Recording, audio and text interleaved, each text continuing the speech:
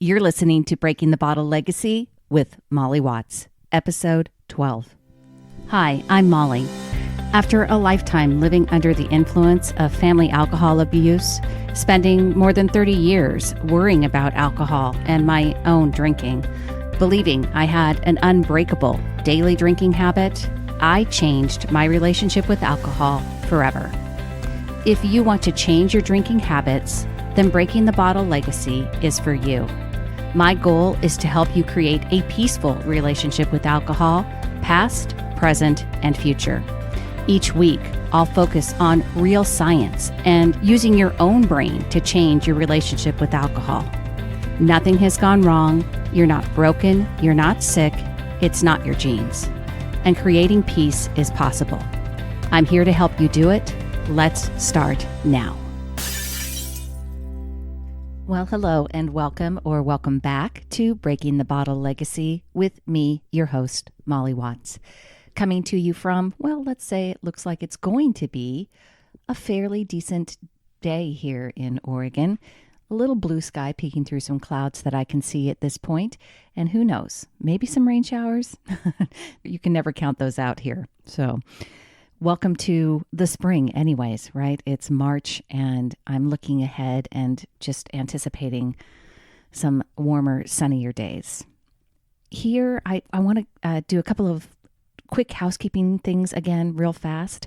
The book promotion that I mentioned last week is ending. So if you want to get 32 different titles for free, self-help titles, you can just click on the link in the show notes.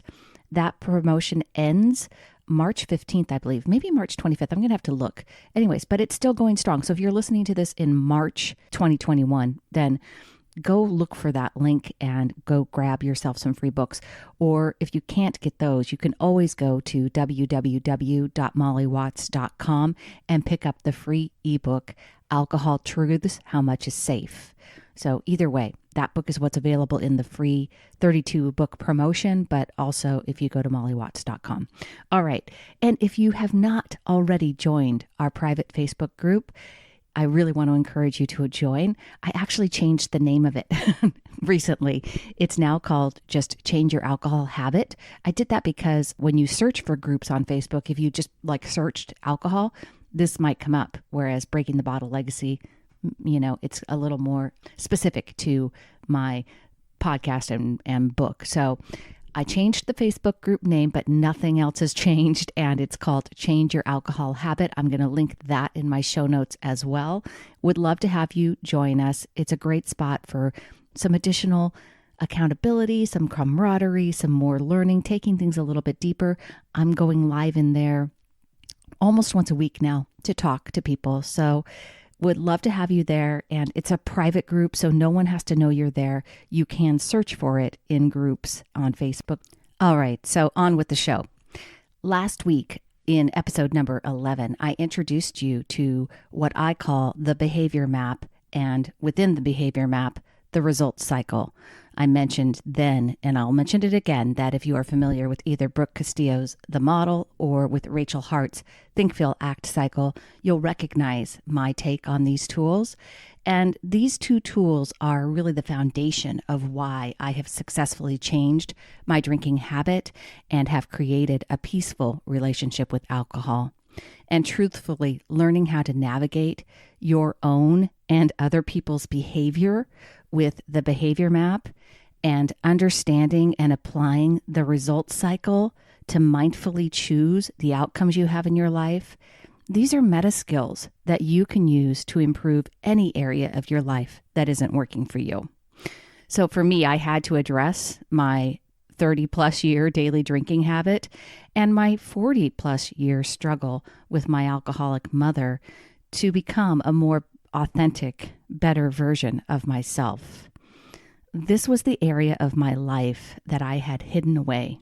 I had buried the feelings behind a successful career, a busy family life, and a strong social circle.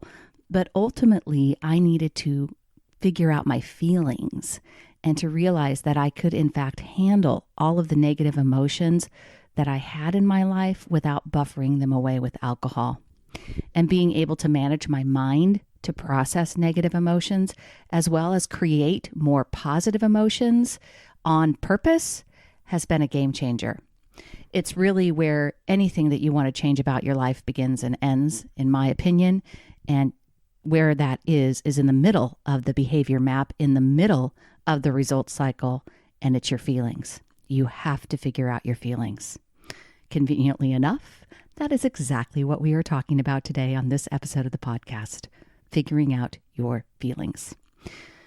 If you maybe listen back to episode number 10, I talked about emotional immaturity and how it's very common among people who are addicted to alcohol or other drugs. And it's really not too hard to understand why that is, right? Emotional immaturity basically means that you aren't great at handling your emotions. And unlike physical maturity, which has clear markers when it's achieved, emotional maturity isn't as easy to see, and it simply doesn't happen because we age. In fact, it's very possible to be a functional adult and still be emotionally immature. Emotional immaturity is, in fact, as we discussed on the previous podcast, in episode 10, a problem for many people, regardless of age or professional success. And as an adult child of an alcoholic, emotional immaturity was modeled for me by my mother and was something that I struggled with even as a quote-unquote successful adult. And until I fully understood and practiced both the behavior map and the result cycle, I often acted like I was at the effect of my feelings instead of choosing and directing my thoughts to create or change my feelings. And so luckily, even though we may not have had good role models at home, like me, right, or other adult children of alcoholics, and we also aren't taught these skills of the behavior map and the result cycle in school, emotional maturity is something we can improve. And so in this episode, we're going to talk about steps to take towards that. So here's what I hope you get. So what does figuring out our feelings mean to me? It means that, number one, we understand that we experience emotions or feelings in different areas of the brain. And I'm going to explain that. We notice and can describe the physical sensations that are happening in our bodies when we experience emotions. Number three, we are willing and able to feel all of our feelings without trying to numb them or change them by drinking alcohol. We accept that we aren't always going to feel happy and content, and we know with certainty that we can handle all of our emotions. And number four, we practice choosing thoughts to create the feelings we need to get the results we want in our lives. All right, so that's what figuring out our feelings is all about. It's a lot, right? I'm just going to touch on the tops of all of this during this podcast. But truthfully, this is where everything you do in your life resides, figuring out those feelings. All right. I realized that what I thought would be something kind of easy to talk about and explain in terms of feelings and emotions, and the idea is actually a little more difficult. The idea that our feelings determine our actions isn't all that complicated. Who hasn't jumped into a new diet or a fitness routine feeling totally motivated and committed, and you've got, good decisions about food and exercise are really being made with ease. And then a few weeks later, and you're in the same regimen and you're feeling stressed or unmotivated, and now you skip the workout and you eat the free donut that's being offered at work. In both scenarios, the feelings that you have dictate the actions that you take or don't take, right? Like I said, not complicated. Defining exactly what those feelings are, however, that's a little more challenging. I want to make sure that I talk about both feelings and emotions and talk about the different terminology and not confuse you with too much excessive neuroscience. But your ability to feel better right now in this very moment is important, and without, before you even changed your relationship with alcohol. And it's those beautiful, complicated human brains that are at work again, providing both the problem and the solution to figuring out your feelings. So we use the terms feelings and emotions pretty much interchangeably, right? And I think that's commonplace. And I don't really think that whether you use those terms interchangeably is going to really impact your ability to transform your relationship with alcohol. So I'm not going to get too hung up on that. But I do want to acknowledge that in the strictest sense, psychologists define the two words separately, and they differentiate the two terms based on the different areas of the brain that are involved. So for what I want to talk about, I am going to differentiate between those two neurological experiences, but I'm just not going to try to separate the two terms, feelings, emotions. I'm going to use them interchangeably. All right. We're going to talk about the different areas of the brain. So the first type of emotion or feeling I want to explore is what can be described as a basic or primal emotion. Basic emotions are physical and they are instinctive. They have been programmed into our genes over many, many years of evolution, and they are hardwired. And while they are complex and involve a variety of physical and cognitive responses, many of which are not very well understood, their general purpose is to produce a specific response to a stimulus. For example, you are on your own and on foot in the savannah wilderness, you see a lion, and you instantly get scared. All right? Fear is a basic emotion, and our basic or primal emotions are carried out by our limbic system, by the neo-mammalian, right? The middle, the subconscious. It's a fear response that floods your body with adrenaline. Adrenaline increases your heartbeat, makes your breathing become more rapid. Your body is reacting in a basic way to protect you and is preparing your body for flight or fight. Now, in the triune brain, if you remember back on, go listen to earlier podcasts if you want to learn more about the triune brain. It's this part of the brain, the limbic system, that evolved to help species, including our primitive ancestors, survive. The basic emotions evoke physical responses and drive us to avoid pain and seek pleasure. Because these emotions are seated in the limbic system, they are illogical, irrational, and unreasonable. They happen to us almost automatically. And we've all experienced primal fear, right? You perceive a threat, your heart rate picks up, your breathing becomes shallow, adrenaline is pushed out from your limbic system. What you have also likely experienced is that very same reaction when you are simply watching a scary movie, right? Even though there is no real threat to your safety, your primitive brain reacts as if there were. And that's really why figuring out your feelings and which part of the brain is driving them is critical to helping you manage your mind and ultimately change your relationship with alcohol. When we allow our primitive brain to react in survival mode, we are driven to seek pleasure and avoid pain in a very immediate way. Psychologists have struggled to agree on how many basic emotions there actually are. The lists range from 4 up to 48 basic emotions, with different theories and models researched and published across several different decades. I tend to favor the simpler models because they more accurately align with the evolutionary process in the brain, and because the simpler models emphasize that basic emotions are experienced in the limbic system. As I mentioned before, psychologists define the two words emotions and feelings separately. For psychologists, it is emotions that are the experiences happening in the subconscious limbic system. These primal emotional responses are universally recognizable by the physical responses that they cause. Feelings, as we are about to learn, are what happen when the prefrontal cortex or conscious brain interprets those emotional responses. Given that most people don't study neuroscience and using the two words emotions and feelings as conventional norm, what we are focusing on is separating the parts of the brain involved with each experience. While there are relatively a small number of primal emotions, right? I said I favored the model that has 6. Feelings, as defined by psychologists, involve the prefrontal cortex and are the mental associations and reactions to an emotion that are personal and acquired through experience. There are over 4,000 listed in the English language. And most people can easily recognize at least 500 of those. But when asked to list emotions, they can only list 5 to 10. That's why those primal emotions are more limited.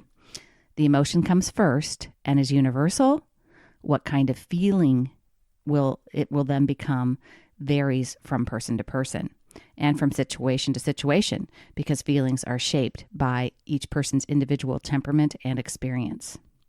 Two people can experience the same emotion, but label it under different names, thus different feelings, right?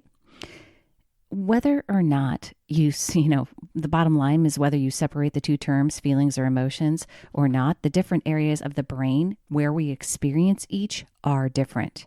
And it's our brain's primitive response mode that we need to override with our prefrontal cortex to help change our relationship with alcohol. Most of us weren't ever taught that we can manage our minds and actually create our emotions. We often feel at the mercy of our primitive emotions.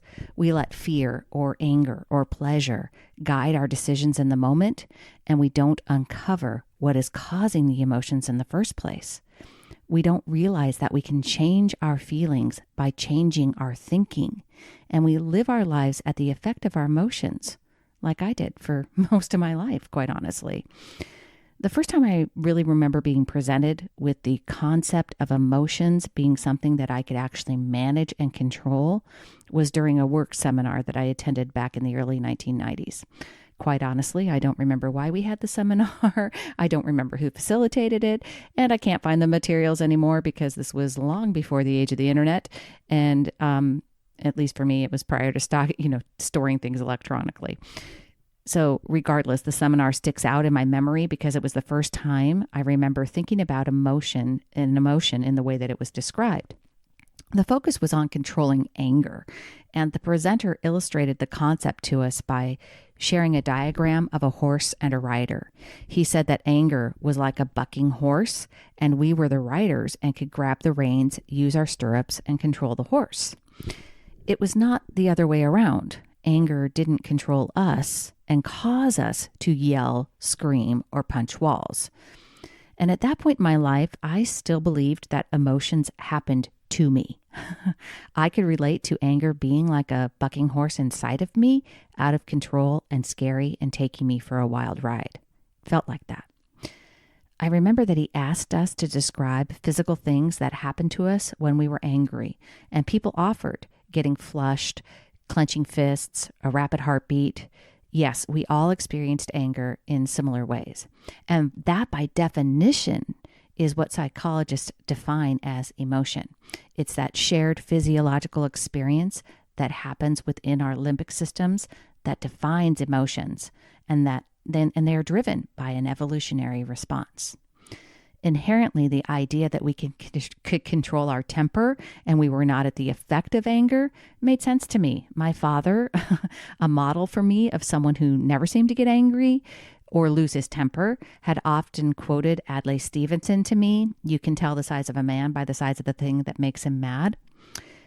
And in its simplest form, I would use that quote to remind myself that being irritated over a slow grocery checker or being stuck in a traffic jam weren't really big enough reasons to be angry.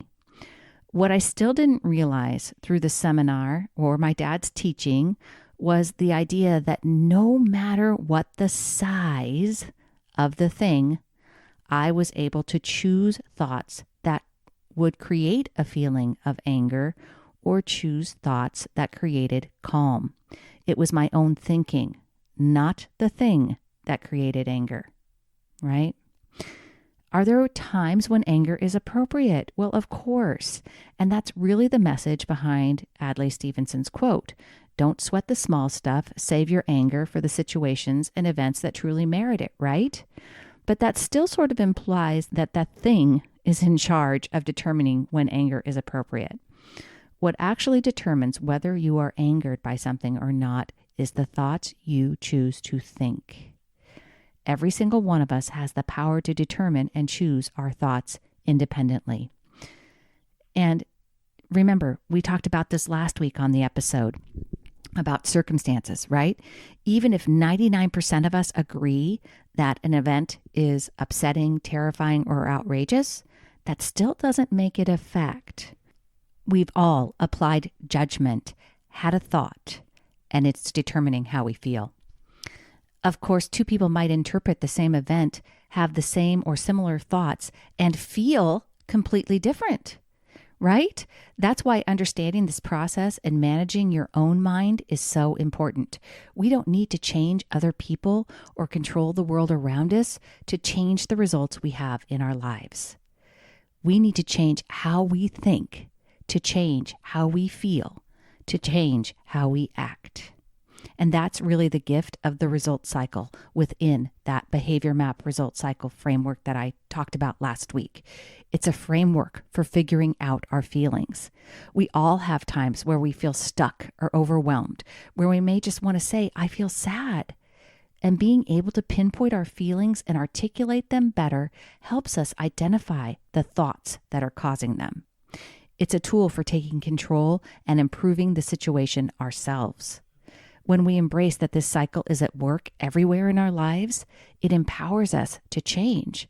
On the flip side, if we continue to believe that it's the circumstances in our lives dictating how we feel, we are completely powerless.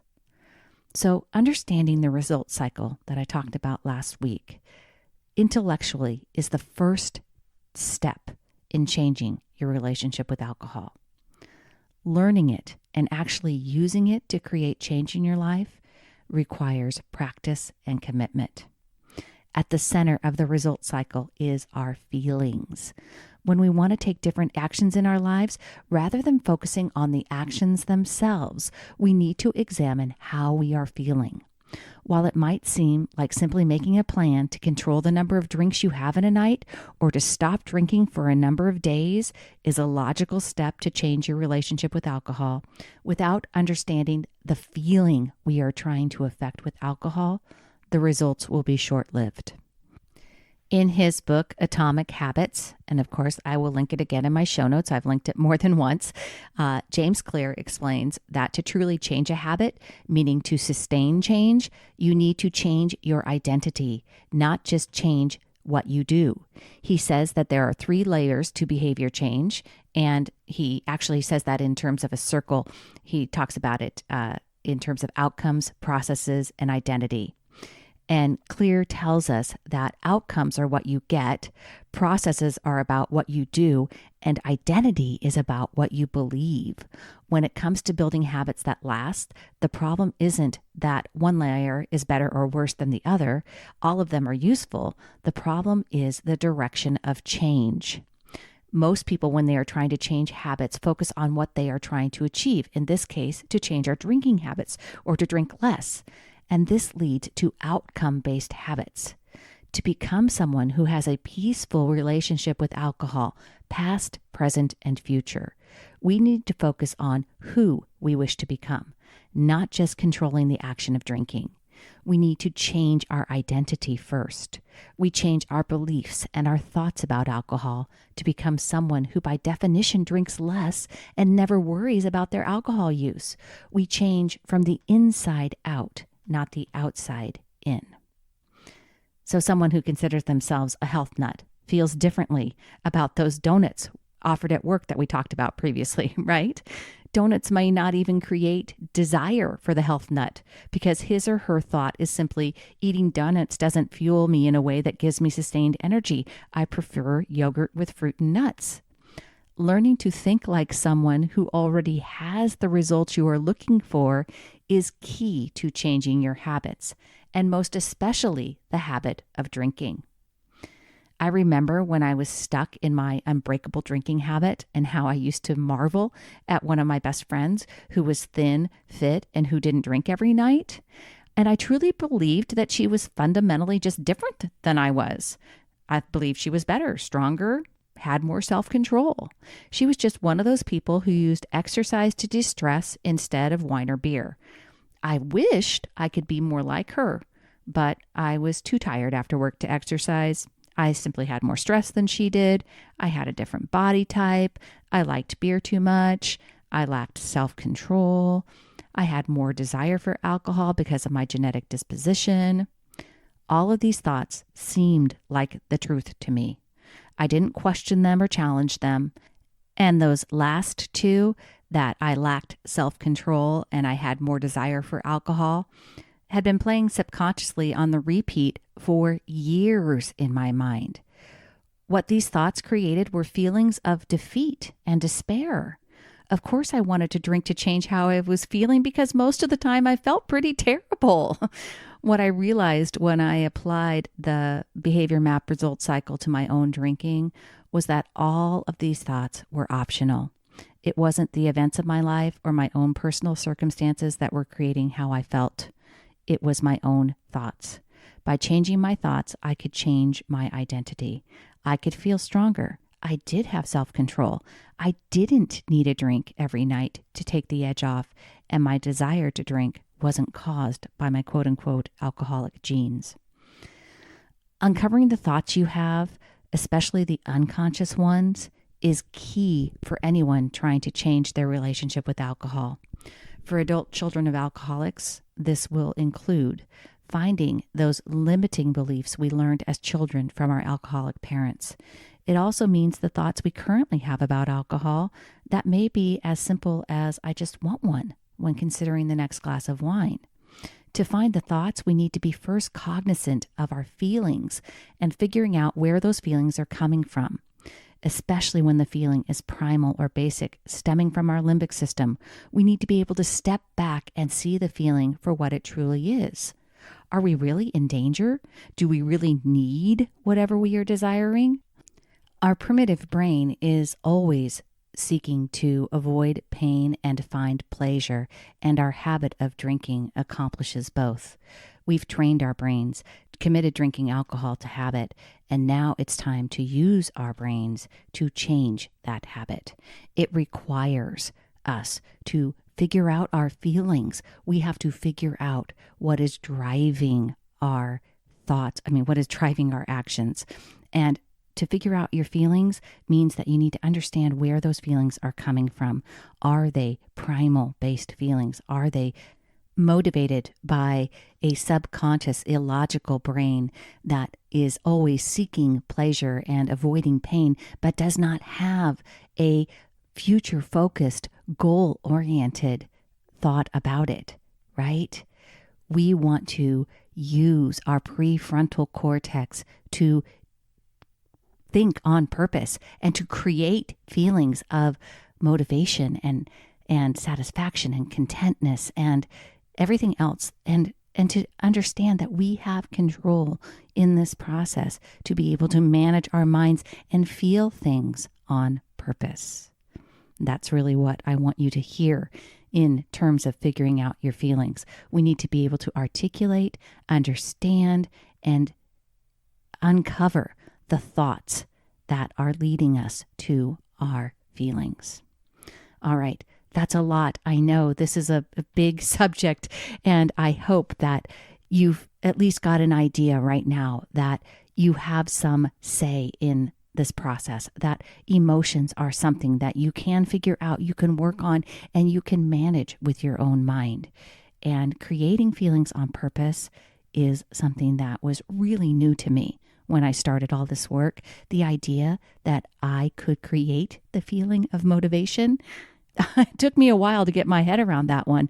I really truly thought that just, those things that I had to feel motivated to do something, but I did not understand that that feeling of motivation came from my own thinking. All right. That's it for this episode. I hope you got something out of this. Take something you learned and apply it to your life this week. All right? Until next time, choose peace, my friends. Thank you for listening to Breaking the Bottle Legacy. This podcast is dedicated to helping you change your drinking habits and to create a peaceful relationship with alcohol. Take something that you learned in today's episode and apply it to your life this week. Transformation is possible. You have the power to change your relationship with alcohol now. For more information, please visit me at www.mollywatts.com.